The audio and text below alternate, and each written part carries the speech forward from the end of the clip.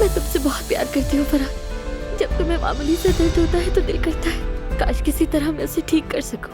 तुमने भी बहुत तकलीफें सही हैं। तुम्हें एक इजाजतनामे के इंतजार में अपने माँ बाप को ढूंढती रही। मुश्किल था लेकिन तुम हमेशा मेरे साथ थे। मैं इतनी आसानी से मानने वाला नहीं हूँ।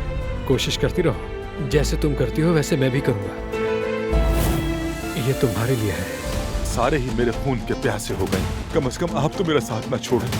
मुझे खुद अपनी खबर नहीं हसरत, तुम भी अपना रास्ता खुद तलाश करो जाकर। फौरन यहाँ से दफा हो जाओ वरना तुम किसी भी वक्त मारे जाओगे। बहुत बड़ा खेल खेलेंगे। अब सब देखेंगे कि जवाहिर शिहानी कौन है।